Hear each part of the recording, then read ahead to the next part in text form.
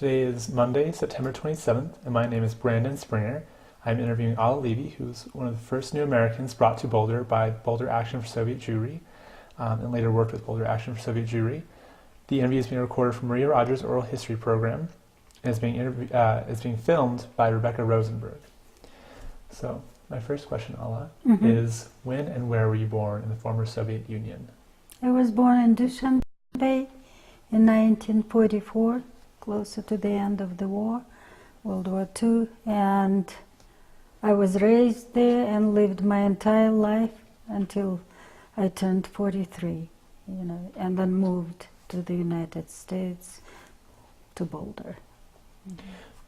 Were one or both of your parents Jewish? Yes, both of them were Jewish, and Mom was very religious. And your dad? My dad always hid him being religious because he was teaching college, and if you show that you know Hebrew or somehow practice Judaism, that would be, just a problem of losing your job immediately because your ideology would be questioned. Yeah, loyalty to the Soviet regime. So when did you first learn that you were Jewish? I think when I was about 5 years old, when a kid in a kindergarten called me a kike. So that was my first experience of knowing that I am a Jewish kid, but not like other kids. So it was a negative experience? It was. And how did your parents react to that? My dad, who was more like a cosmopolitan, he said, you should respect any ethnicity and don't be that worried. So he didn't go deep. He said we all are of different colors, just mostly people were very light skinned because Tajik people belong to Indo-European race. They are not Mongols. So I never thought of it. So it was like he comforted me and I accepted that. So how did the other children know that you were Jewish? Probably judging by my last name, that was Moshe Yahova, Mashiach. So kids recognized the last name as being Jewish. And was that a common occurrence for Jewish children? Yes. Okay. So your mother was religious. Did your family practice? No. But we still observed all Jewish holidays, though it was done in a secrecy, but my mother was really adamant about doing that. I mean, we never ate bread during Passover, though it was a lot of hassle to bring the matzah in, because it wasn't like yours in packaged, sort of square matzah, but it was baked in ovens and it had that round shape. So Dad was against. He was afraid that people might see it, but we were very good in hiding it and still, observed all Jewish holidays because of my mother. So you weren't able to go to services then? No, holidays? never ever. I never stepped even to any synagogue. We had only one in Dushanbe, but just later on I became a pioneer, then a young Komsomol League member, and it was, it was absolutely, forbidden back home. What did those mean, pioneer and? Kids when they turned 9, they would be like followers of Lenin.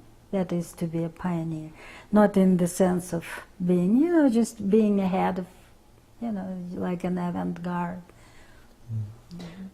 So could you be a pioneer and be Jewish? Is that acceptable? Yes, absolutely. Yes, here they didn't see any difference. If kids went to a school, they were supposed to be following some certain rules of Komsomol, of Communist Party. So the first step into that sort of, to speak, league was to become a pioneer. And they will put a red tie on you.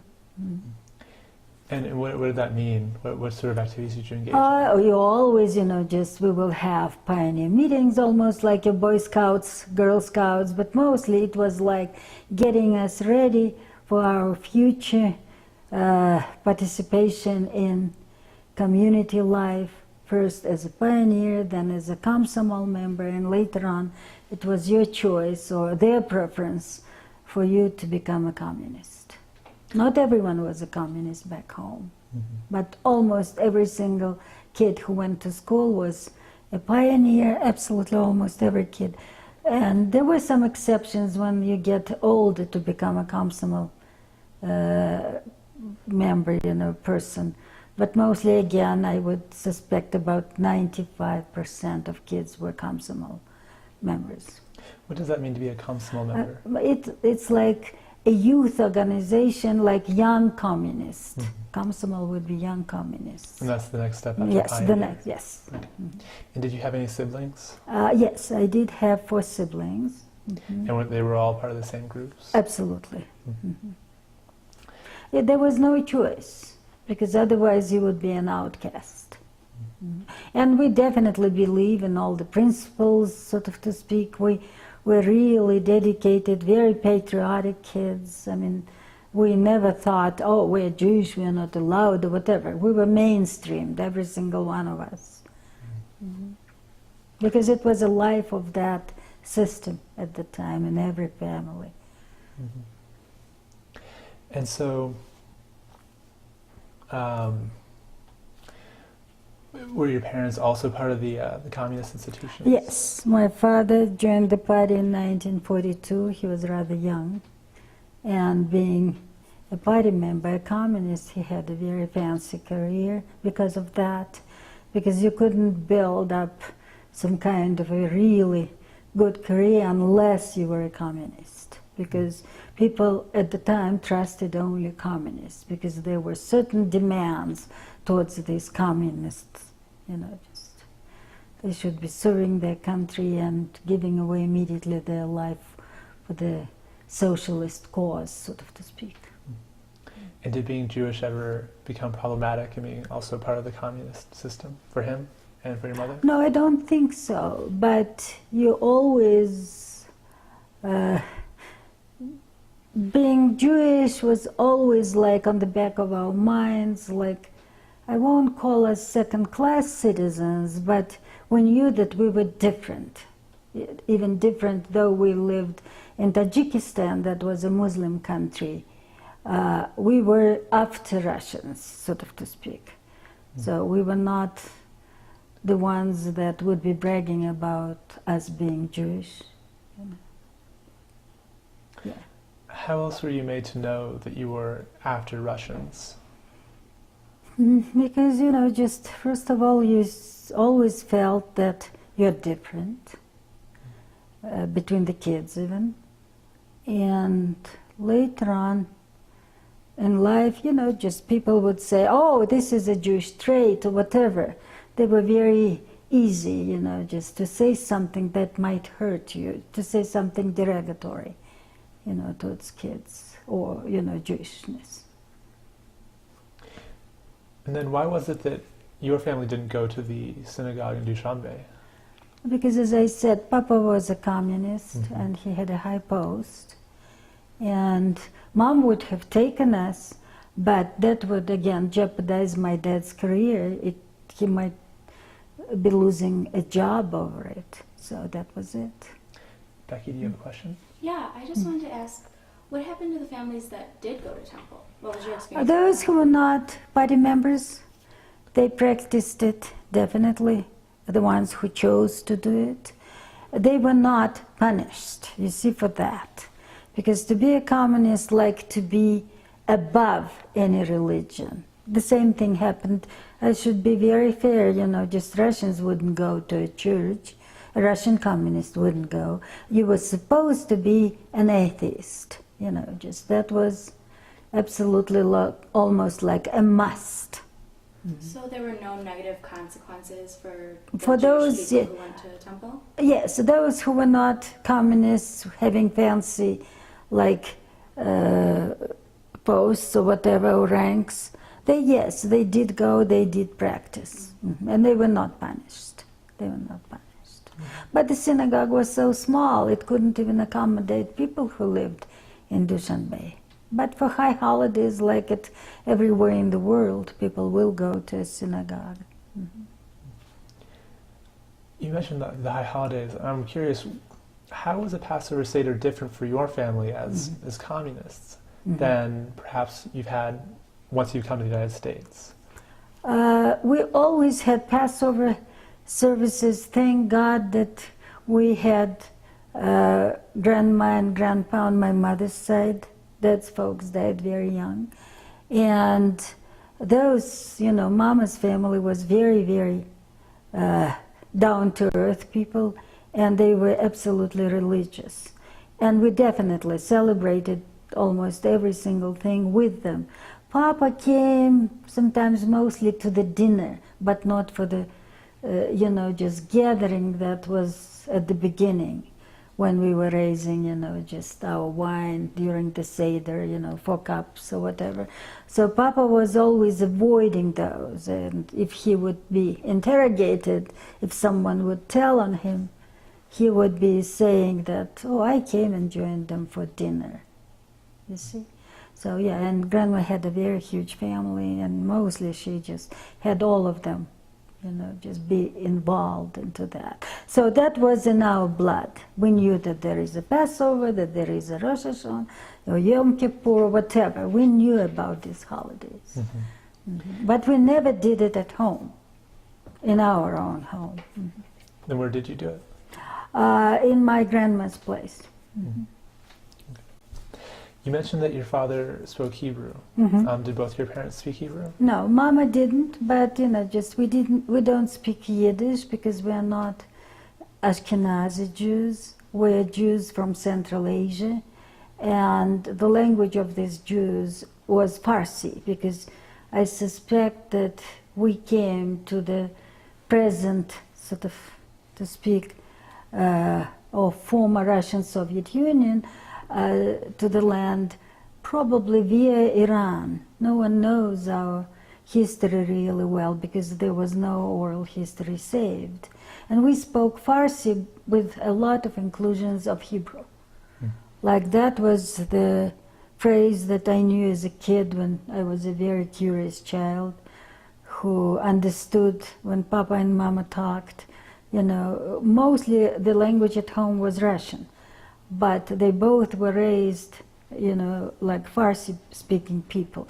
And whenever Mama knew that I'm sort of getting what they're talking about, she would say like daber lo, that means don't talk, because the kid understands. So later on I recognized that this is a Hebrew phrase, and lots of these phrases are still sort of reminding me of my home, because half of our family, of my husband's family and my mother's clan and my dad's clan, half of it is in the United States and half of it is in Israel. So we went to Israel, just to honor those who were there or still are there. Some of them died already. So what languages did you learn growing up? Russian. Russian. It was my first language, yes. Or maybe they didn't teach you Farsi or Hebrew? They did, but, just probably was a silly kid and, understood it really well. And when Mama or Dad spoke to us in Farsi, we responded in Russian. So, yeah. You were born a year before the end of World War II. Yes. Were any members of your family involved in World War II? Yes, Papa was. He was sent to the front. But he suffered from severe ulcers, and he was in equestrian. He was an equestrian during the war in Kharkov. It's a Ukrainian city. So, and then when his ulcer bleeded so profusely, he was sent back home. So did he see any fighting when he was on the Oh front? yeah, he was in the fights, Okay. but it didn't last that long, about I think 2 to 3 months. I'm not sure, about, but he became so sick that he was sent back home. Okay. And then, so tell us a little more about after elementary school, Mhm. where you went to high school, Mhm. and then after that as well. I was, just a kid who had a very tenacious memory. I always studied really well, was almost always an A student at school. And then later on, because I had an aptitude for languages, and also my dad knew 5 languages, and later on he became a professor in college. So he lectured in 3 languages. He was that good, and mostly he translated all his lectures back and forth by himself. He didn't need for that, just a manual or whatever. His, just aptitude for languages was absolutely brilliant, I would say. I wished I were like that. So, and then when I was finishing school, the teacher who was my English teacher, she just wanted me, and she pushed me to go to a foreign language school. So I went to that school and studied English in depth for 5 years, and then became an English teacher, a teacher of English. Yeah. Here you would call my skills a teacher of ASL, because I was not an English speaker. It was like my second language. And when was that? When did you become a... I became a teacher in 1965. I finished college. I studied really well, graduated with cum laude. And here I would say, only because I was Jewish, I wasn't asked to stay and teach in college, because mostly the brightest students are always offered to be, just one of the staff, the beginning, just the beginning stage. And I was not offered that, and I was really sad. I explained it to myself because I was, just almost 8 months pregnant by the end of my college. But I was still, one of the best students, if not the best that they had, ever. So they never offered, and that was it. And I became a school teacher. And after 3 years after that, I went to that same school, and they gladly accepted me, because they needed people who would be good specialists. So I started teaching college in 1969. I graduated in 1966, not 65. I made a mistake in 1966. And then you met and married your husband while you were in college. Yes, I was, I was in college, met my husband, who was by that time an engineer. He had like a couple of degrees, a major, 2 majors, and even a minor. He was like a chemical engineer, and we married, and we produced a child in a year. So I was still lucky to finish school. And he was also Jewish. He was also Jewish. And mostly the way I was raised, it was like, no one would say it constantly, but we always knew that we would rather marry our kind. Because if, God forbid, it's a mixed marriage, something might go wrong. You always know that it might be because of that. But, I do sometimes, I love when people have mixed marriages here. But back home, it was almost inbred in us. Maybe, I'm not talking about Ashkenazi Jews, but, Jews of our community expected you to marry to your kind. Did you know anyone who didn't? Yes, our boys sometimes married Russian girls or girls of other ethnic groups, but not girls, not girls. What was the reaction of the community to those? Some of them were okay, some of them were not approved. And what happened if they were not approved? I don't know. I didn't go that deep into that because I was too young at the time. How was your husband's family different your husband and your husband's family different From mine. Mhm. They were more Jewish than us, at home.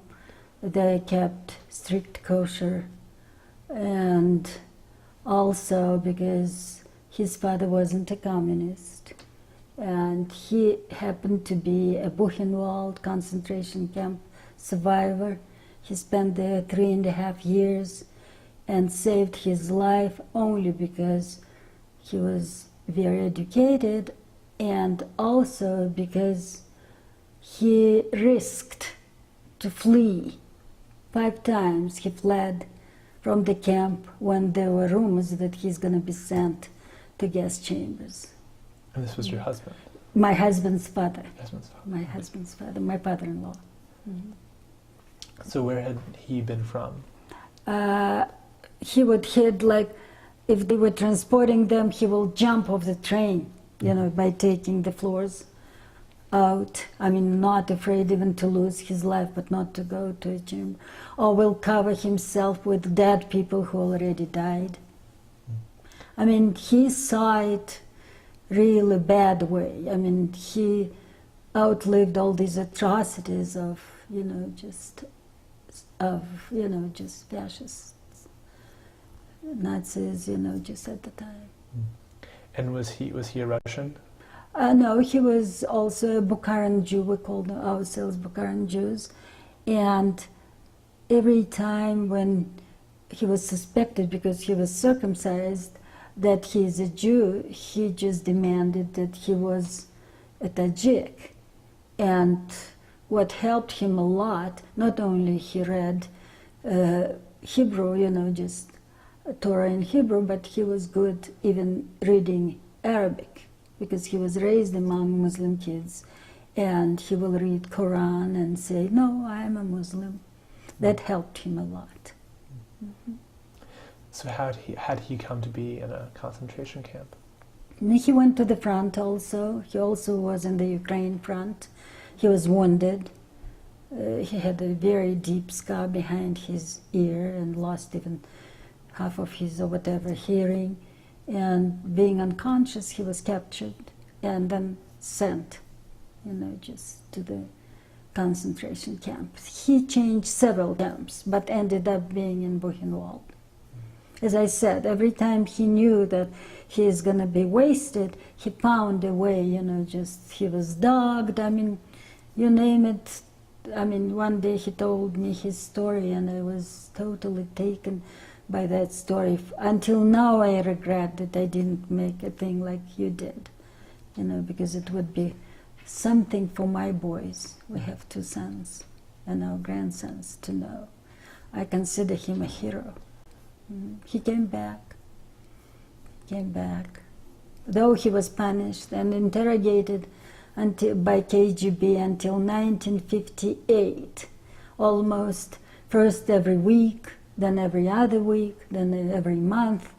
So from starting with the end of 45 until 58, every single time he was interrogated, like, you were a spy. You became, just a Western spy. That is the reason that your life was saved. Jews were burned. How come that you're alive? I mean, it was for him, he became a paranoid over that. And then in 58, they gave him a medal and left him alone. And then when he immigrated to Israel, it was a wonderful experience. He proved that he was a concentration camp survivor. He got some reparations from Germany. He was given a special pension. At least his old age was in good, comfortable conditions. And he lived a very long life. He lived for 87 years. He died about 13 years ago. And my mother-in-law died only 2 years ago. What were their names? Their names were very Jewish. His name was Uriel, and her name was Yafa. And you know what Yafa means beautiful. Becky, did you have a question? Yeah, I was just wondering, did you know a lot of Holocaust survivors? Back home, no.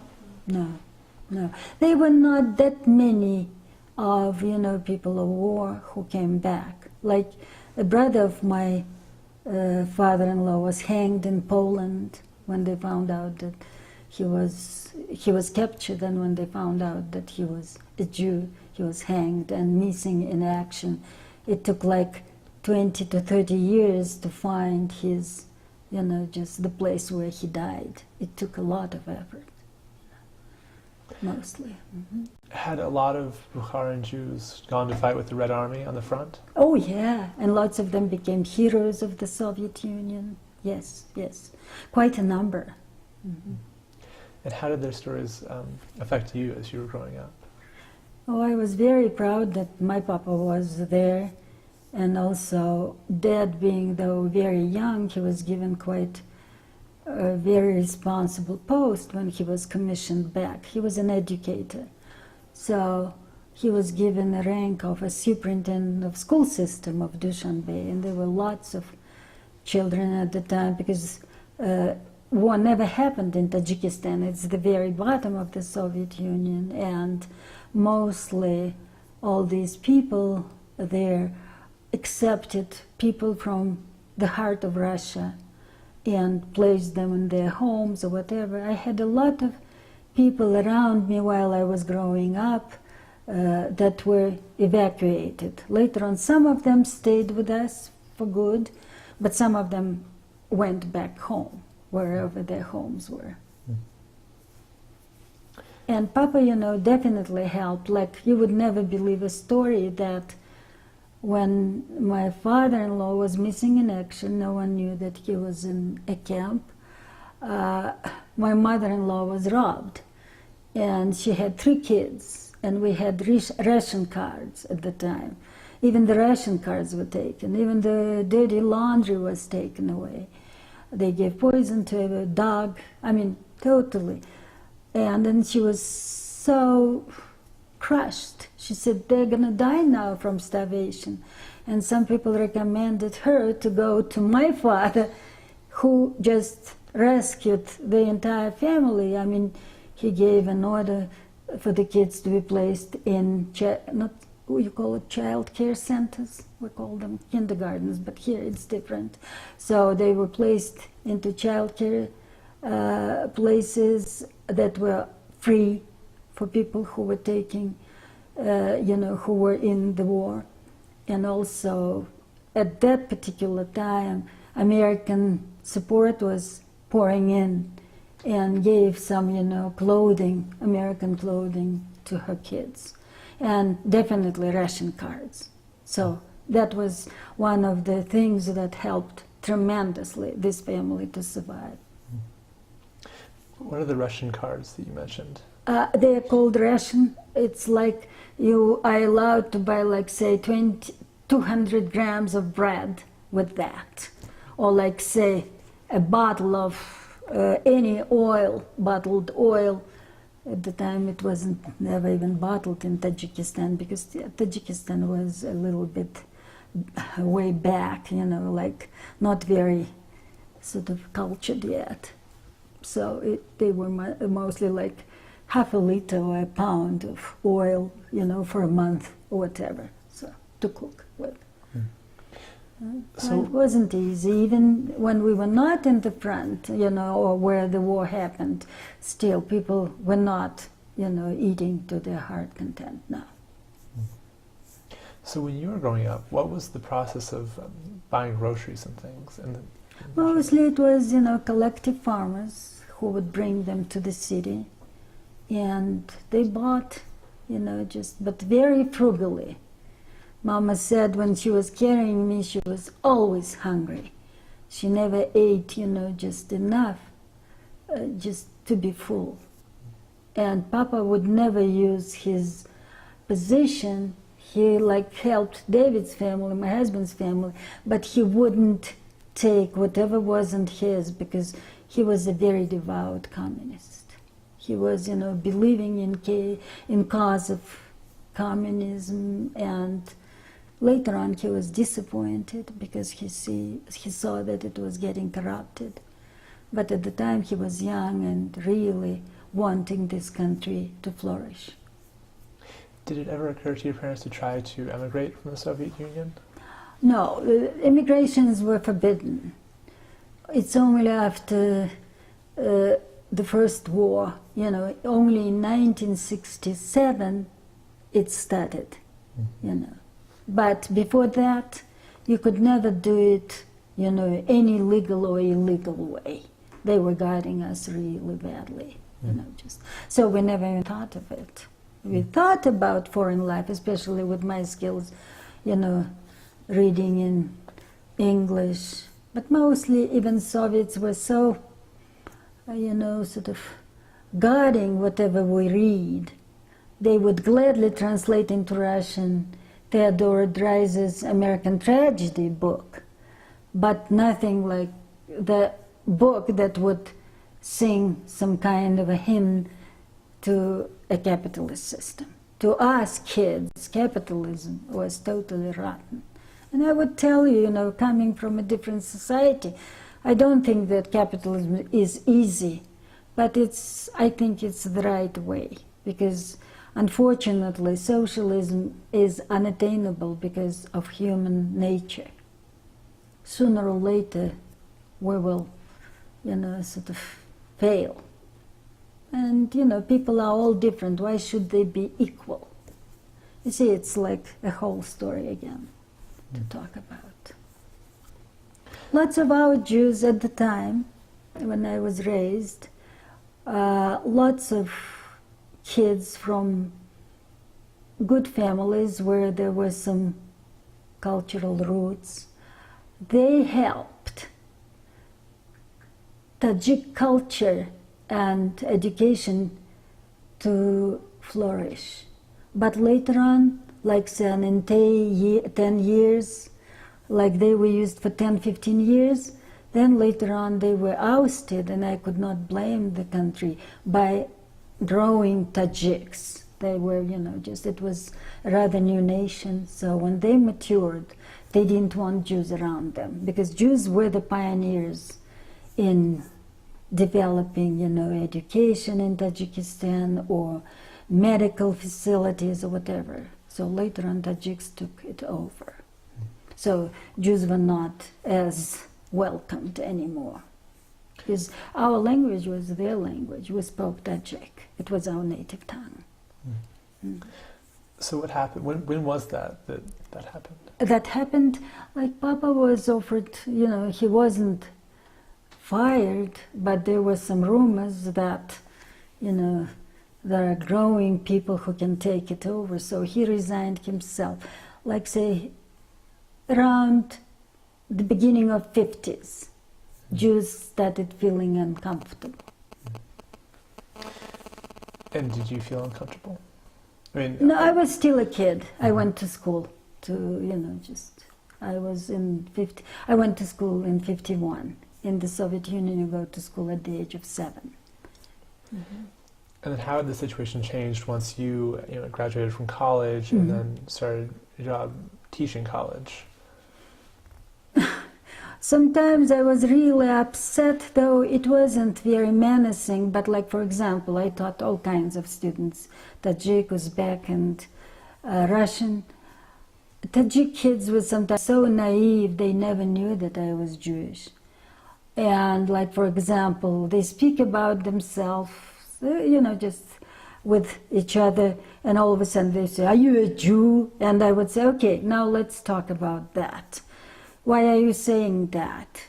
"Oh, Jews are so conniving," or things like that. And I said, "Have you met a Jew before?" "No." And then I would say, "And do you know that I'm Jewish and you're hurting me by your statement, whatever?" So it was always like being, sort of not one of them. That I always knew. But kids, they loved me as a teacher. I didn't feel that I was, hated because I was a Jewish teacher, no. So when did you decide that you might like to leave the Soviet Union? Ever since one day when we got married and I got sick, my father-in-law just sat by my bed and started talking to me about his experience in Buchenwald and coming back to Russia, and they were so abhorred by Stalin that he thought that everyone who was captured became a traitor of the Soviet system. They should have taken their lives, but not go to German, whatever, to German capture.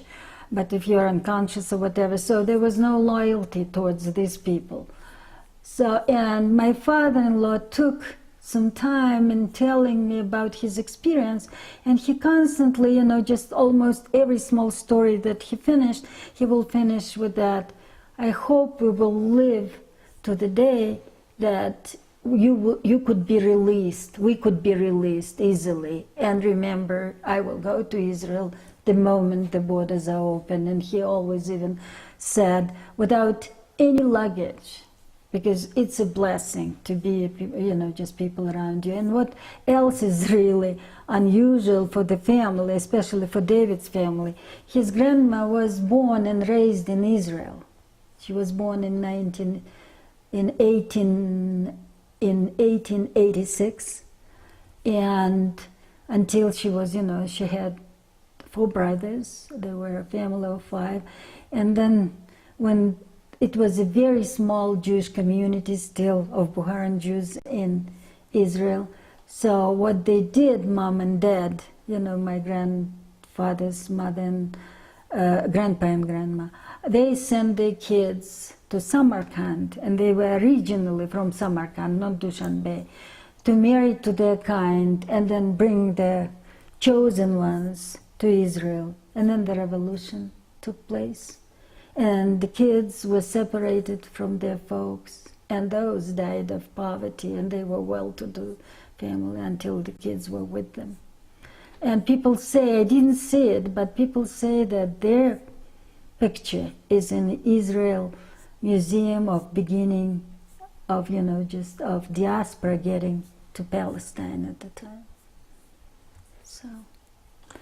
And always my mother-in-law, you know, just older mother-in-law, she always said to me that life there was beautiful. So, though it was hard, it was beautiful. So was it always a goal of your husband's family to return to yes, Israel? to go to Israel. Mm-hmm. And were they Zionists? Yes, I think they were. Mm-hmm. Did they engage in any sort of Zionist activities? Were they part of any Zionist parties? No, you know, just they were not Zionist party in the sense of like they were in Central Russia, for example, because there the Hasidic movement, you know, Chabad movement originated there and in the heart of Russia.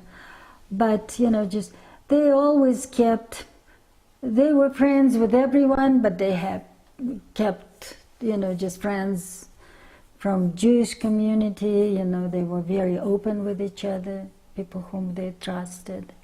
And always, you know, talking about how it's difficult to be a Jew in the new society, you know, that. But I don't know, maybe I'm not sort of, you know, just was updated on that.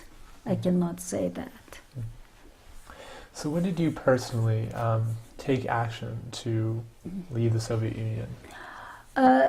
The family of my husband, not my family, by that time my dad was already gone.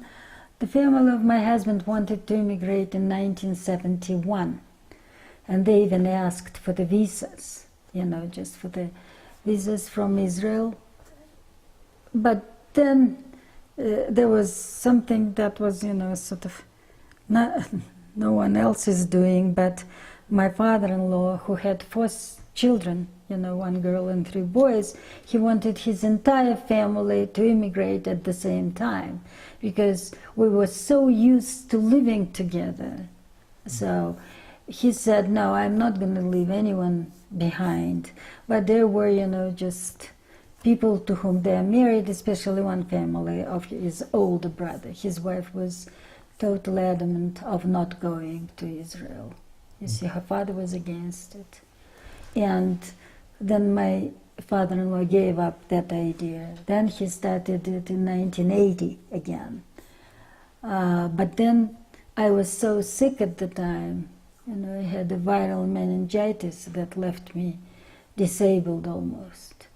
I still taught, but part-time in college. So, and we couldn't go because of my health, because my husband understood that I couldn't be a support for him.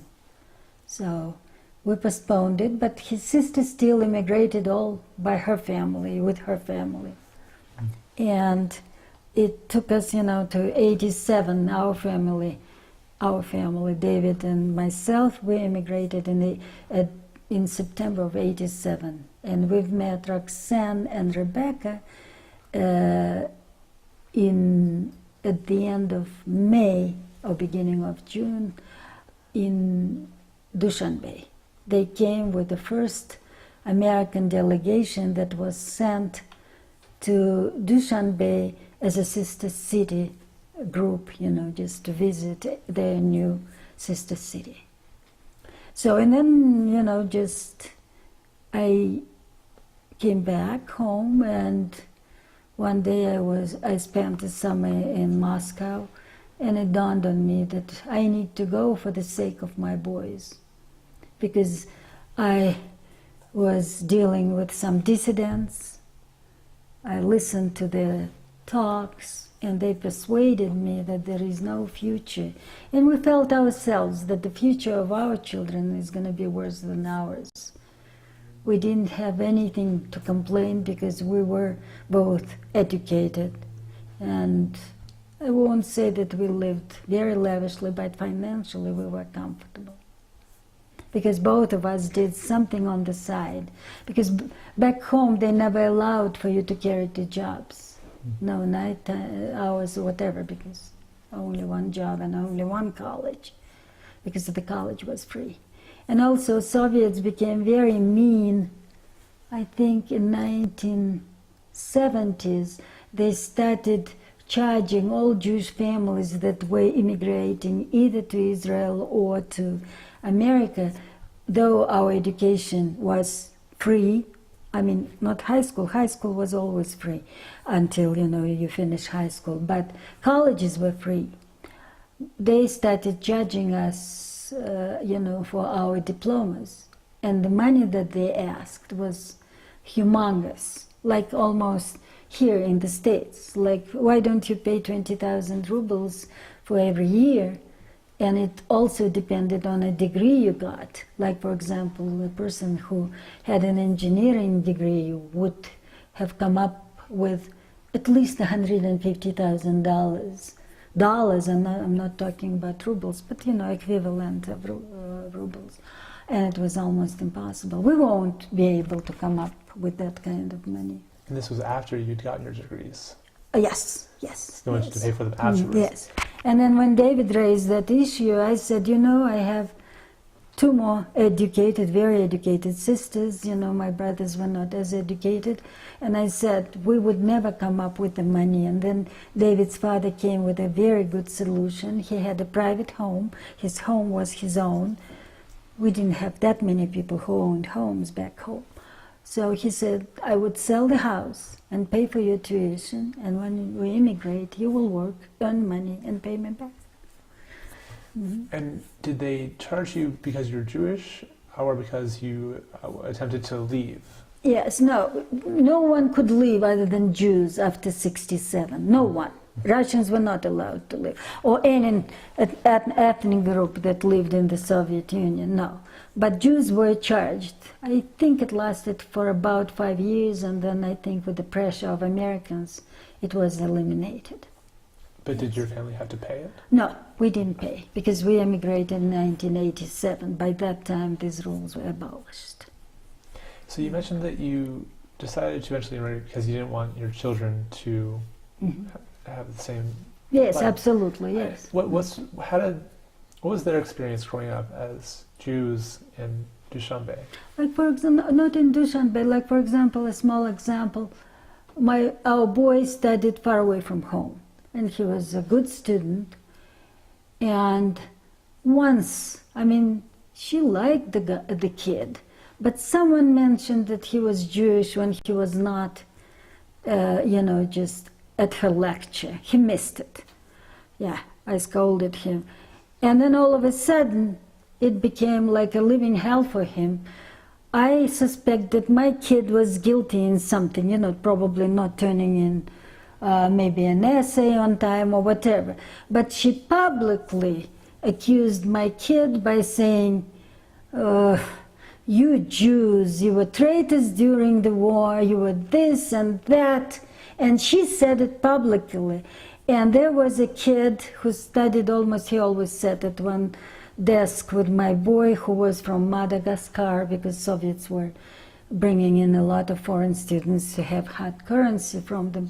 So it was like, even that kid, the black kid, said, come on, you're a very, you know, just sort of prominent, your husband is a very prominent man in Communist Party. Why are you saying all these mean things? And she said, I'm regretful that Hitler didn't finish these Jews off. When my kid brought over that kind of news to me, I couldn't believe my ears, because like I would never say a thing like that to my, you know, just let's say, Lima student, you know, just respecting a person. How could you say that? But he said, if you don't believe me, just call my friend and he will confirm that it happened. And then later on, you know, his father went, you know, just we went to visit with him, and it came to be true. I said, oh gosh. So I was really upset. I saw a lot of anger in already building up in Soviets. I didn't know what this lady's problem was. People say that he was nice looking and she was, you know, just, I don't know. I don't want to even, you know, just think or speculate about that. But it was, you know, like having a dagger in your heart when your kid is treated like that publicly.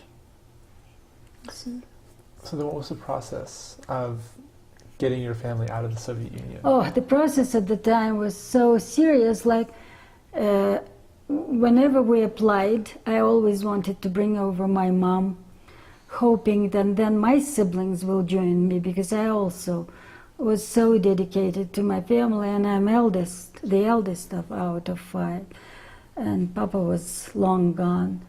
And, you know, just what happened, Mama got a special pension because Papa, before he died, and he died very young, not even 52, at the age of 51, Papa was given a very high honor becoming people's teacher, because he was born during 1917, being a contemporary of a revolution when it was 50 years of Soviet power, and him being a really dedicated communist fighting for the rights of all people who were abused or whatever.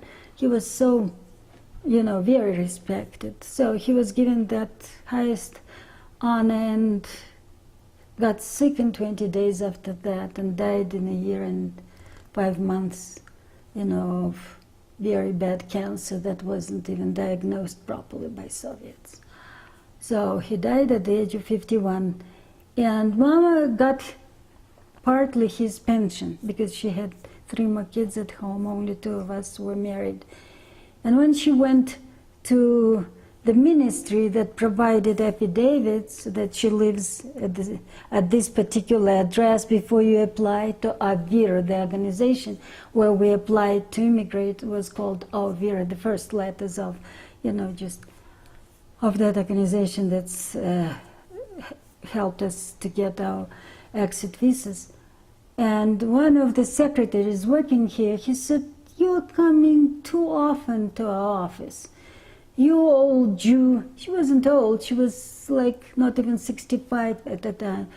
You probably are planning to go to Israel, you old bitch, almost like that. You know, I will take care of you losing your pension if you are doing that. You see, Mama came home like this. She was totally crushed, and she had at the time very bad heart. She died after that, in 6 months after that conversation. So then we decided to work out a strategic plan, because we were denied for more than 5.5 years. We were denied. But we never knew that the country was closed. It was nothing that we were exposed to, just some secrecy of the Soviet Union. No, I worked in college, David ran a lab, so we were not like people who knew some secrets. But the country was closed by the government that was, just Brezhnev was good. He let people go. But then when Andropov came to power and Chernenko, other, just party leaders who were very, for a very little, both of them died immediately accepting the post. So they were not very pro-Jewish. So that was the reason that for 5 years we were denied. And me, I was so afraid to go through I would call it a trial, because I taught students. My ideology would be questioned, and I even might affect, though unwillingly, the fate of the students whom I taught, by saying you were taught by a traitor who betrayed Soviet system and decided to go to a capitalist world. So I got myself, I resigned. I said, I'm not doing okay physically, and that was very true. And I resigned. You see, because I know there were some students who went, Jewish students that we had. Then the teachers were on trial. Like, how did you teach them that you didn't, get them so pro-Soviet that, they took a chance and left the country? It was quite a mess. So we applied separately. First, his father applied as a family, then us. Then we said, Mom will apply separately. And then our boy, for him not to lose his college, because he was 5 minutes away from his engineering degree. See? It was difficult. You don't even say to your neighbors that we are going to, say, States or Israel. You're afraid that they might accuse you of being Jewish, not loyal to the country, whatever. They might call you even a spy. It wasn't that easy. But some friends loved us so dearly, they would say to us, no matter where you are, good luck, guys. You see? Because on a human level, it was really good. And so, was your husband's job in jeopardy when you applied? Yes, also. But he talked to his director. He was called a director. And the guy was very understanding. He said, I don't want to cause any troubles if I apply while I'll still work. And the guy was so decent because, thanks God, he served in the army in Hungary. Not in the Soviet Union, but in Hungary. And Hungary, in comparison with the Soviet Union, was a paradise. Though it was socialist, but it was still a paradise. They lived much better financially or whatever. And people's relations were much better than back home. So, and he said, you can apply. I might stand up for myself, but, I didn't push you to go, so I would say I didn't know. He promised, so you can work until you are ready to go, you get the permission. So he promised his loyalty. Was there any other negative reaction to you as you were living as refuseniks, as you continued to apply for? Yeah, for example, when I was in Avir, the lady who just issued us these exit visas, she was in charge of that organization. She said, listen, this stupid man, pointing to my husband, is involving you into going to a capitalist country, and there are lots of your students working for us because they knew English, They were speaking so highly about you because you helped everyone in need. So why do you let that man ruin your still young life? I looked at her and I said, what are you saying? He's my husband. I have 2 sons.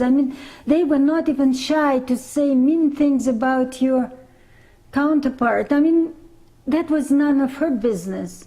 And I really felt, just angry at the time. Why should she, just badmouth my husband only because we're leaving? And then she would say, and these 2 kids will go to Israeli army and shoot people and things like that.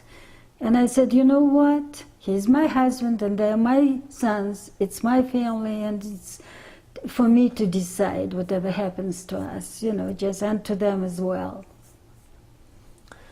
So, when did you first get in contact with Boulder Action for Soviet Jewry? Oh yeah, it was in May or maybe beginning of June. I think it was the end of May.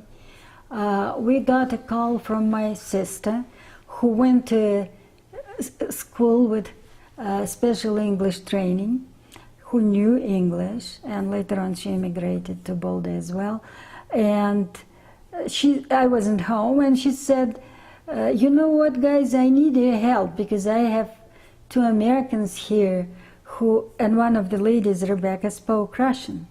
But she couldn't get it when she was spoken back, so we need your help. And by that time we were like 1 week past since we got our exit visas. You see, we were allowed eventually to go.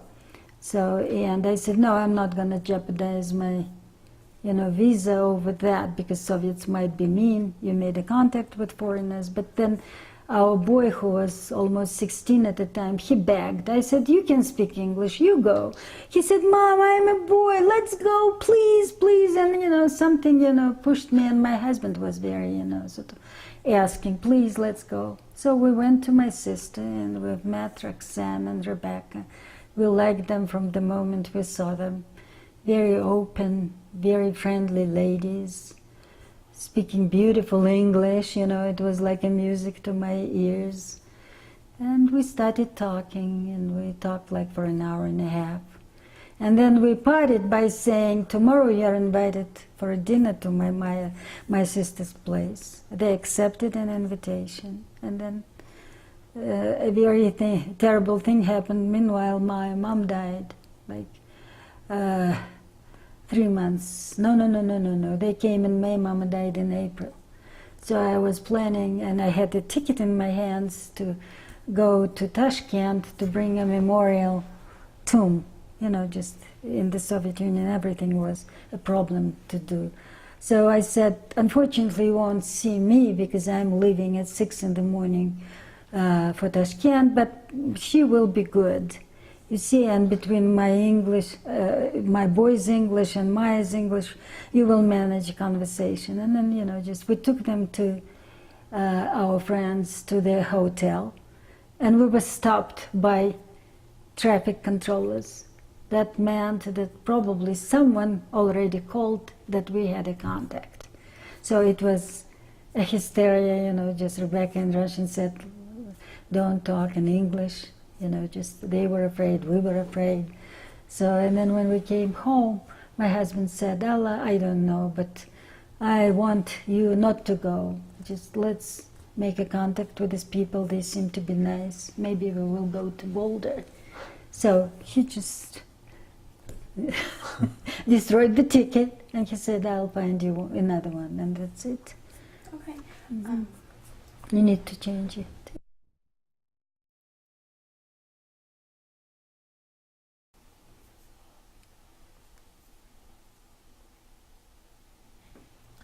This is part B, a continuation of the interview with Alla Levy, which is being recorded for the Maria Rogers Oral History Program. The date is September 27th, and my name is Brandon Springer. Okay. So, and these 2 ladies, we talked to them, during the dinner, and I asked Becky and Roxanne, would you guys take us in? Because we don't know anyone in the States. But they were very down-to-earth people. And Roxanne said, you know what, guys, you're from Central Asia. I think you're much better off going to Israel because you are not, just people from St. Petersburg or Moscow. So I said, okay, but I said that we're a camp, 2 versus 2. So, but boys are still willing to go both. Then, even Ilya was talked by his brother to go to the United States. So what happened, we decided to be in touch. And Roxanne did write me a letter, and Rebecca called.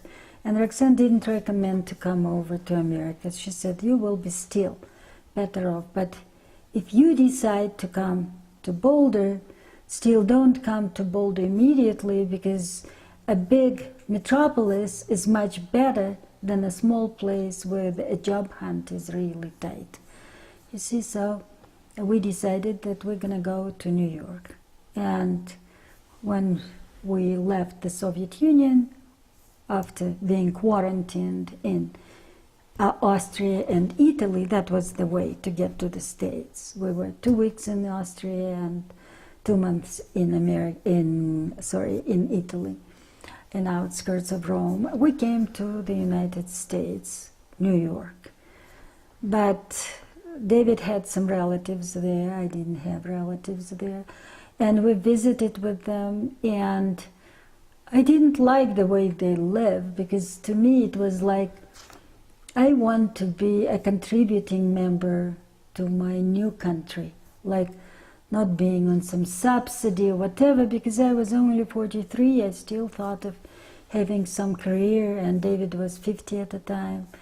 It was not only boys, but I was thinking of helping them in their future, so I wasn't that happy. And all the conversations around the tables, their tables, were rather depressing.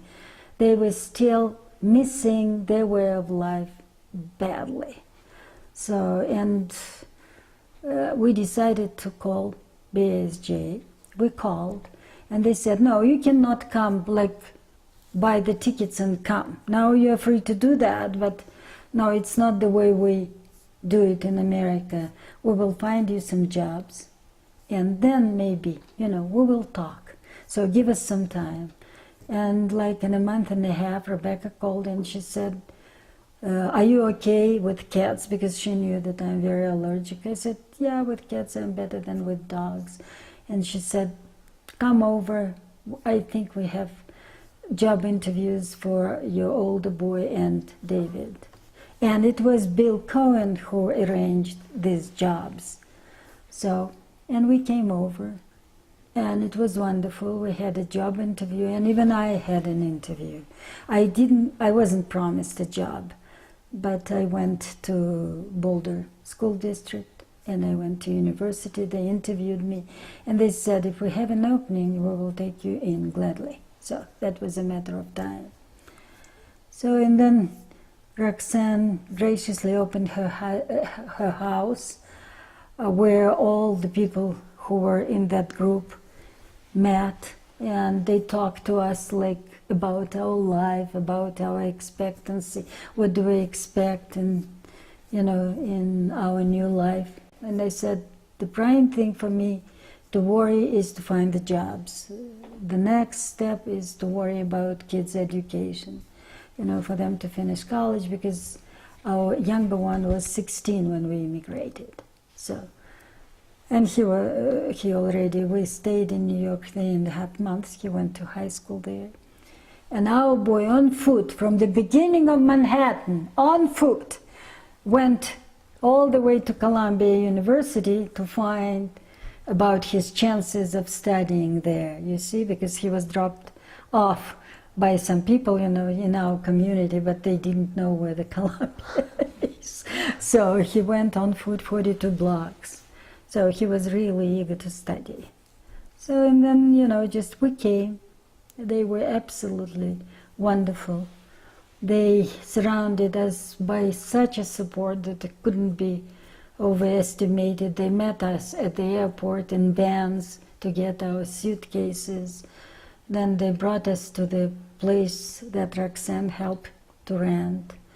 And we saw the furniture that we would need immediately, there were 2 mattresses for the boys, and there was a bedroom even, totally, so they donated to us by Rebecca for us. I mean, there was a table, I still have it in that other room. It was one of the friends of Rebecca, antique table. And, I mean, the necessities. We didn't have the couch, but later on, the couch even was found. And, and people started helping with small nicks and knacks. Someone bring us linen, some will bring some set of dishes. Though it wasn't full, it still was something. And it was unbelievably good. We immediately were taken to a synagogue. And to me, it was, just like an eye-opener. And a cantor sang so beautifully, and she was a woman, and it was like that women can be with men, because I knew already about Jewish culture, because both in Italy and in Austria we went to a synagogue. We were not afraid anymore. But still, because we were Orthodox Jews, we saw that there is a petition, and all of a sudden we saw a Reform synagogue that functioned on a different level, and you could understand the sermon. It was, absolutely like a revelation. And then, just people were helping us. And Ruben he asked permission, may I go take a class? I said, no, we're going to be, at the beginning he said, Mom, I'm going to go to school full time. I said, no, we cannot afford it because it's out of state tuition. I said, take a class. Will you still be, just in school? They both went, and David worked, and I was moonlighting. So I wanted to keep a family together. And whatever it was, it wasn't easy, but it was good. Just we knew that we can do something in this country, and hoping that we will do better. And as you see, we did. To go back a little bit, would you tell me about your last night in Dushanbe? Oh, gosh. It's sad, because Mom died, and me being the eldest, my sisters cried so badly. Like, how could you leave us? You're the one who was always a leader in the family. I mean, it was like, am I doing the right thing? I'm hurting them so badly. And also my brothers, I saw that they are totally lost. But I said to them, you know what, I have a feeling that you will be there. And I hope in 5 years, the most. Because I don't know, I had a feeling that the Soviet power couldn't last that much. I'm not saying that I saw it collapsing, but I said, you have also kids, and if my kids are successful, I will definitely ask you to do it for your children, if not for us to be reunited. And it happened, like almost a year after we immigrated, lots of bad things started happening in Dushanbe. There was a curfew there, ethnic groups, just because they were Sunnites and Shiites, and also mountainous people were against the people who lived in the valley. They started killing each other. It was a lot. We were interviewed constantly. And I called my sisters and I said, and brothers, and I said, guys, you better move your backs, and come here, because I'm here. And it's not a picnic, because we went through hell, we are still going through very hard times, but come.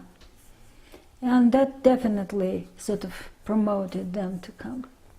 And then, just indefinitely doubts. Did I do the right thing when I gave away my beautiful household? You see, I couldn't even take something with me of any value. First, Russians put obstacles to that. And also, Mama died, and I was busy with bringing in a tombstone, and my sister gave birth. She was 8 months pregnant when Rebecca and Roxanne came. And the baby was sickly, and my sister had a problem with her breast. She had 2 surgeries. So I didn't have even a minute to think. And then on top of that, my mother-in-law had her gallbladder removed. So it was like run, and never even think of packing or whatever.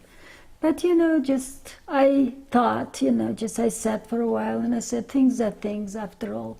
All I need to get us out, and then maybe gradually all the clan will be reunited. And then Soviets played a very lousy trick on us. I wrote a letter because my mother-in-law had a surgery, and they applied before us. You remember I told you? And they had an exit visa.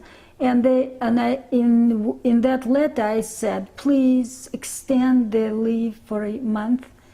They promised, yes, but nothing in writing. And when my father-in-law went there, they said, you need to reapply. And we already were without jobs, almost without our apartment. And my husband said to his father, Father, you know what? I'd rather go, at least one of the family will be abroad. This way we can help you from there, because these people who are helping us, they are lawyers. So they let us go. And then when I came to the States and I came to Boulder, it was our mutual decision with David that for elderly people it's much better to be in Israel. And also Roxanne's folks were very active in helping, Hadassah, and helping, the new relocated Jews in Israel. So, and we wrote them a letter, and they went with their with their older son there. But we brought over a brother of David with his family. He still lives in Denver, and he is very successful too. So how soon after you arrived in Boulder did you start bringing over the other members of your family? My relatives, yes. In a year, his brother immigrated, in a year. And then my sisters immigrated almost in 3 years after that. Mm-hmm. And was BASJ involved in? Oh, absolutely. It was a heaven, because Bill and Roxanne said, we will build up some kind of Jewish services here, and we will help you in every possible way. I was a little bit against at the beginning by saying, listen, I know the language, and my boys know the language, and David is educated, and he knew some English, but poor thing, he was so depressed he hardly functioned. When he lost his first job, he hardly functioned. And he forgot all his English. And I said, no, it's not an easy thing to be immigrating to a place like Boulder, where jobs are scarce. We immigrated in December of '87, and stock market crashed in October '87. So it wasn't that easy. And Bill said, we would help every possible way, but bring the families here. And we did that. And I even took a class how to write a resume, how to go through an interview, and they arranged that. BASJ paid for that. And I was given a job of a social worker in Denver Jewish Services. So, and my sisters were my first clients. And then I was given immediately after that a teaching job, and then Barbara Gold took that post on her, and she was one of the best in bringing in Soviet Jews and helping. Oh, they helped us with everything, going to a doctor, going to a bank. On top of everything, every single member of a family was given a tutor of English. So people came to our homes, to homes of our sisters and brothers, and taught every single one, like kids got their big sisters, big brothers, or they were paired with their peers by saying, please take care of them while they're studying at school. And every single one was so kind. It was unbelievable. So I could say only, I wouldn't have survived without their care. Though I'm very independent. I think I'm very strong. But, just their help was everywhere. I got to the hospital, everyone will come. I had a major surgery, entire BASJ was there, and they saw to it for me to get the best care possible, talk to my doctors, and Sarah Jane was very active, Roxanne was very active in helping. And that couldn't be, it's like having a new family, a new clan around you. They became a family. And I would say Boulder is home. We're very sedentary, let me tell you. We don't migrate. Maybe now, Soviets migrate because, you know, bigger cities attract people because you can make a living when the system collapsed. But back home, like I was born in Dushanbe, David was born in Samarkand, but he came to Dushanbe when he was like 2 years old. And all our life, other than he studied in Samarkand College, we spent in Dushanbe. And as you see, we've been 22 and a half years Boulderites, and we don't have any other plans. Maybe, though we love Boulder so much, maybe move to Denver closer to our children, because one of our boys lives in Denver, the other one lives in California. Have you ever gone back to Dushanbe, or have you No, no. But I meet a lot of people from Dushanbe. As a matter of fact, right now at a delegation from Tajikistan of educators from Tajikistan, not only Dushanbe, 2 of them are from Dushanbe, 6 people, and I got a call from someone like, we are here, do you want to see us? But as I said, my low back was, maybe tomorrow I'll meet them. But mostly they ask for a meeting. I'm not homesick anymore. I was for 2 years, honestly. I almost cried every day, a little bit, not too much, you know, not to embarrass my kids and my husband, because, you know, just I was the anchor. I am the mother. But definitely I missed my life. And I was always asked by Americans, what was there that you missed so much? I said, okay, I went to college, you know, by taking public transportation, like say I got there in 30 minutes since I went out, you know.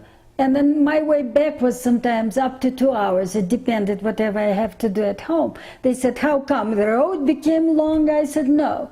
It was like going on foot back home because you are not in a rush, meeting friends, meeting acquaintances. In Russia, it was too different. You don't call a friend for an appointment.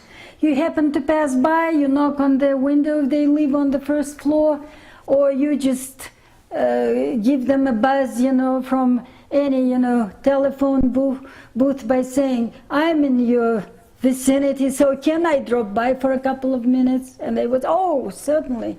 And you will be, you know, just talking your heart out, whatever.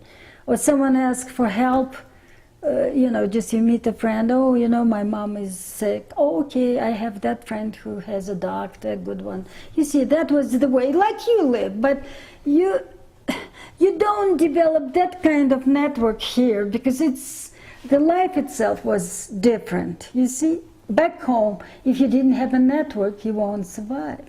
It was very difficult for common people who didn't have their network, even to have a decent doctor's attention sometimes.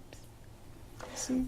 So, describe how you adjusted to life and culture in the USA. I think I adjusted rather well. I don't even think that I would love to have anything different than that. Before I was, you know, just healthier than I am now. I went to Europe, I went around the world, and I always wanted to come back to America. The comfort of American home, the comfort of knowing that if I call someone, if God forbid something terrible happens, and immediately our community will respond, was absolutely, you know, just like, this is my home now. And I consider myself an American. Thank you. You have a question? Did any of your family members experience any challenges adjusting to life and culture in the U.S.? Yes, at the beginning, but not anymore. What kind of challenges? Different culture, different even relations between people. But now I think everyone is so happy. They adjusted really well. All of us, you know, our children. And we have now, like for example, my family has 4 grandchildren whose English, like we still, at least the kid who lives in Denver, he is very adamant for the kid to save his Russian. But now I see that the kid who is 7 is feeling more comfortable with American TV because he watched cartoons a lot. Now he doesn't want to watch Russian cartoons anymore. And I understand that being a teacher because his English is more advanced now than Russian. But his grandma from the former Soviet Union is coming. She will be again working on his Russian skills. But he reads Russian. You know, just we were really good, my daughter-in-law. And because I appreciate that knowledge of languages very much. You know, and you're supposed to be keeping your roots, I think. Earlier you mentioned the experience of seeing a female cantor when you first arrived and first attended the synagogue. What was that experience like? Oh, it was, you know, just like, what? A woman singing? Yes, and then her voice was so beautiful that, you know, I became like totally taken by such a surprise, and then also it was like almost rapture, you know, for me. And David liked it a lot, as a matter of fact, my husband. And never ever had any, you know, kinds of remarks, a woman in a synagogue. It was, you know, it was absolutely beautiful. Did it change your Jewish Absolutely, identity? absolutely. How so? Like, okay, I always knew that it was, you know, a prerogative of a man to pray or whatever, for us to light candles, whatever. But, you know, that definitely sort of, you felt a little bit more strong as a woman being in the culture. And as you lived here longer, how did you know the way you practice Judaism here in Boulder change from the way you practice Judaism? Oh, absolutely. It changed a lot. First of all, we keep Shabbat. I light candles. I say prayers. Sometimes, you know, when my brother is unable, I read Kaddish in synagogue for my deceased folks. You know, now David can do that as well, you know, just my husband. And it's unbelievably beautiful, you see. And which synagogue do you attend? We go to Har Hashem, and we have a wonderful rabbi that we are so happy with. I mean, she is, you know, absolutely precious. She likes children and invests a lot of her time into kids' education. And this is something that I love so much, because whenever I would ask a Jewish question, you know, back home, Mama sometimes couldn't answer that, and Papa wouldn't answer that, because he's afraid that I would, you know, disclose whatever he said to my, you know, friends. It was like hush-hush always. And here it's totally different. So was there anything that you learned upon arriving? Oh, yes, oh, yes. Like, I still see that Jews are very close. They're trying to keep their community intact, and they're not afraid. And one of my not Jewish friends said, "You are so proud of claiming that you're Jewish. Were you like that back home?" I said, "No, probably because I hid it all my life. At least I didn't say the truth immediately, you know, unless I was asked." I said, "I'm proud to be Jewish, and I'm proud that, you know, I think we are respected, we are accepted. What else can I ask?" And sometimes I hear from my Christian friends that they are jealous of Jewish community because they say, "You Jews, you stick so close together, you have that we don't have." You know, just they always say that. And it's very, very good. I mean, it's like music to my ears.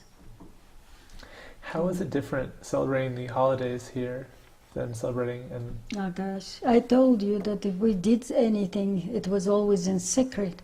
And here I make sure if I have a Passover Seder, I invite one of my Christian friends or whatever, because it would be really good for them to see that we don't kill any kid and put the blood in the matzah, you know, just, and it's not any different that any celebration like Thanksgiving or any religious holiday of Christianity, you know, of Christians. You know, we are very cosmopolitan with David, you know.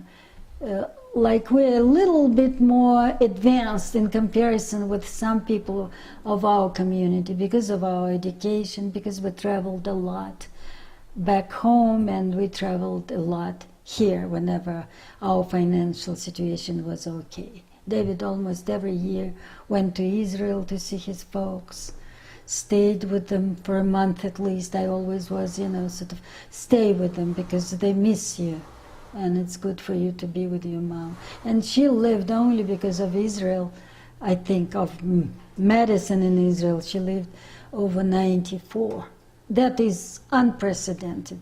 She's from a family of 9 kids. Only one lived also in Israel to be 87. The rest died from 40 to 60 like flies back home. That means that American and Israeli medicine is really strong and cares for people. It's unbelievable.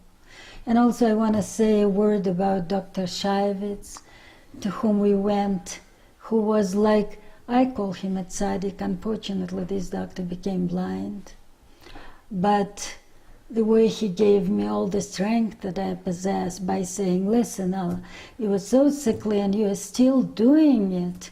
And you are functioning. And though I'm mostly recluse. You see, because too many ailments or maybe depression. But still, believe me, it's every single day I'm saying, hallelujah, I'm still alive and I'm in the States and my kids could be Jewish and all our children have Jewish names, grandchildren. Our Reuben, both boys have Jewish names, Eli and Reuben, my boys. But they were circumcised. But back home, my both brothers were circumcised almost when they were 3. Because Papa didn't allow it, and Mama will take them while he was on a business trip to some other city and do it in secrecy. At least they were not afraid that the doctor will pull down the pants and see, just that might be again a problem. Papa would lose a job over that immediately. You see, these things you don't even understand, kids, just guys, because you are so blessed. Us, it was like, oh no, this is not, this is not for me, this is this, or this is that. See? You mentioned the Bikaro community in Colorado. Are you active in that community? No, I'm not, unfortunately, but I help almost, sometimes you will laugh, sometimes even I help Americans, like someone comes, we have a store, someone comes to the store, like a guy came who had a severe diabetes and his folks died and he was already elderly. And I said, did you apply to social services? He said, I'm getting $1,100 of pension. How could I? I'm not that poor. I said, but it's not enough. It's not even a minimum to survive. So I gave him, everywhere to go, wrote him a list where to go, what to ask. And he was given a subsidized apartment, and now he survives. He calls me little mama, things like that. And I helped every single Russian who happens, either to come to the store, give me a call by saying, Alla, you've been here longer than anyone else. Though there is several families, there are 3 Plums have been here 10 years more than us. And also the Plotnik family.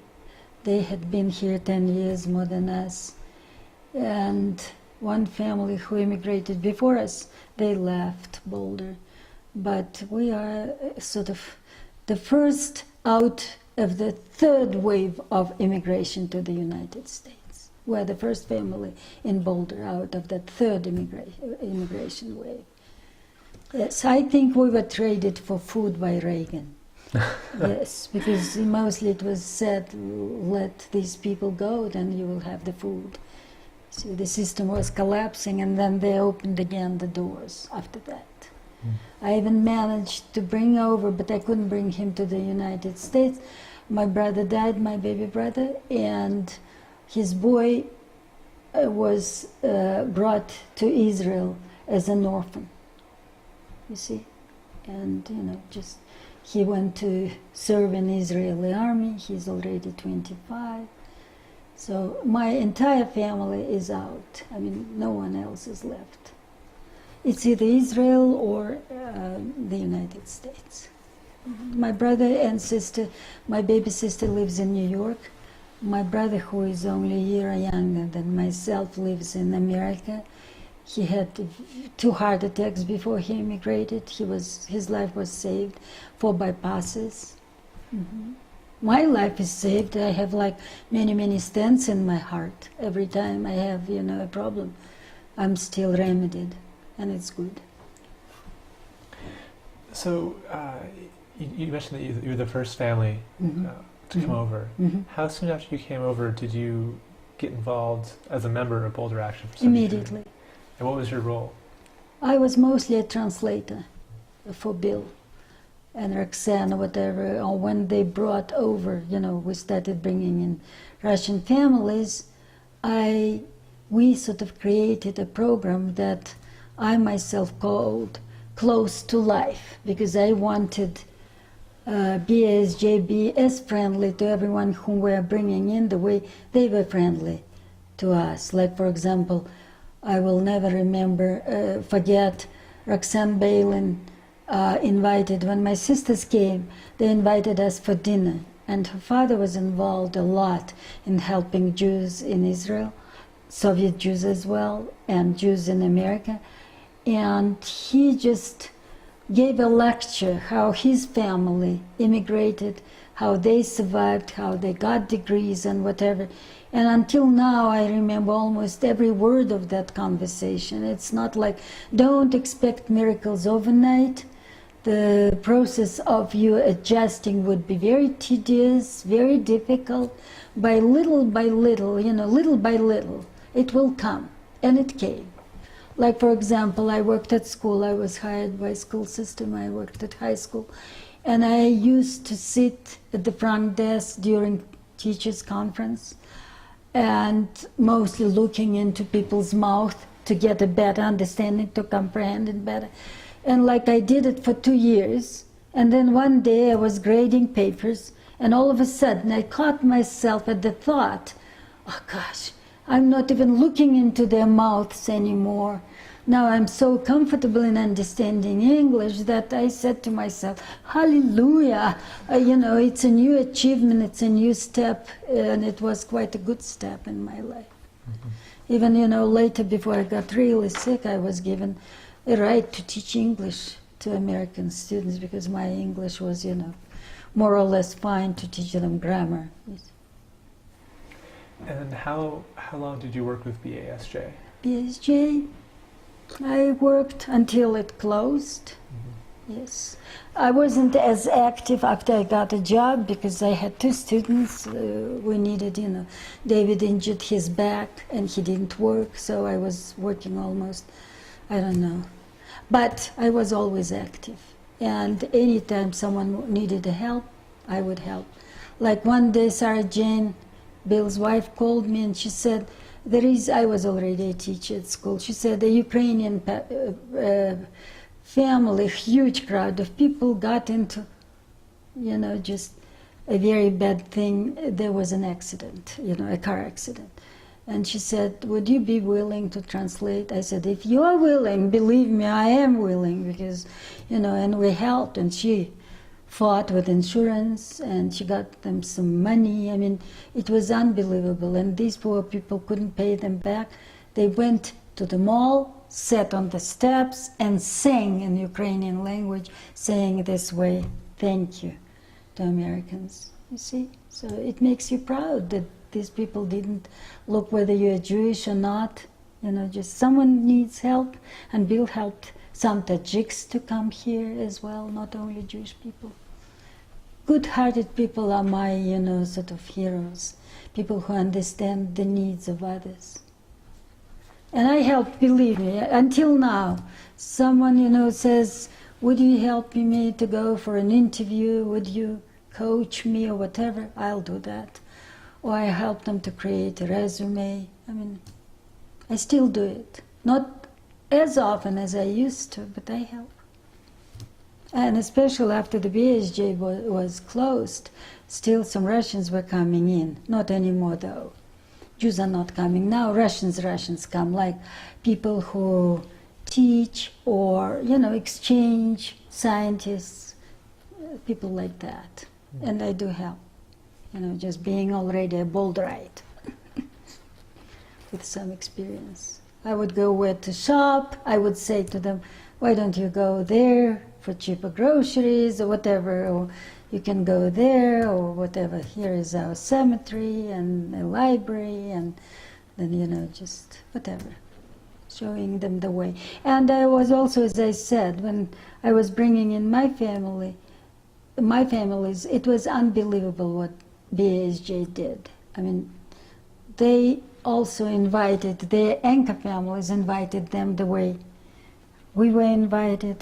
This way you become more Americanized when you see the life of Americans from inside. It's one thing to be a friend at work, but it's a different totally thing when you open your house to someone else and to see how the household functions, how kids behave or whatever. It's very important. I think that made my life different, and also I should be thankful to my teacher of English and probably to my mother when I remember when I learned the first poem in English and I was reciting it to my mom. I saw tears in her eyes and I said, Mom, why are you crying? She said, your papa speaks so many languages. I speak only 2, she said. And now I'm so proud that my kid can, recite a poem in English. And hopefully you will become a specialist one day in it. And as if it happened. She was really good, and she was also very proud that, while I was growing up, that I'm becoming more independent than she was, and being a professional also. So, and I'm, definitely thankful to all my friends, Jewish and non-Jewish, who helped me to acculturate here and who gave me any tips that I needed at the time. So, my last question is if you could tell us about the process of becoming a U.S. citizen and if BASJ was involved in that. Oh gosh, it was quite a huge thing. Roxanne Balin, as an exception, was given the right to perform as a federal judge our swearing in. And it was a huge thing. So our new court, in new building, on Kenyon, they were all Russians who were in Boulder, and lots of families who helped them to survive in America. So, and then not only we were sworn in, so, absolutely solemnly, that was, just to the letter. Then also we were given red, white, and blue reception at the bank in Arapahoe Park on that small creek. And then it was like I gave a speech that lasted, I think I talked too much, but I was, my thank you went to every single one of them. People who just took me by the hand when I got licensed as a teacher. One teacher came over and took me to school district, just for my application to be there, to become a substitute teacher at the beginning. And it was unbelievable. And lots of people signed up for helping. And our boy's picture, our younger one, when he was swearing solemnly, you will find that picture in Daily Camera if you want to. I even tell you the date. Or call me, Brandon. I saved that article. I don't remember where is it now. But there is him, and I put an American flag into his pocket, and he is like that, and Roxanne and him, swearing there. And he even gave a speech by saying, I will serve this country until I die. He was so, we were absolutely in awe to become Americans. And I was interviewed in the morning on the radio, and then there was some TV activity, it was, a lot of ado about that stuff. And it was, a real day. They took a tape of it. I have a tape as well our citizenship. I treasure it. So if you need to get some pieces of that, I will be willing to give it to you and for you to make a copy. That's all I have. Are there any other stories or anecdotes that we didn't talk about? I think almost about it.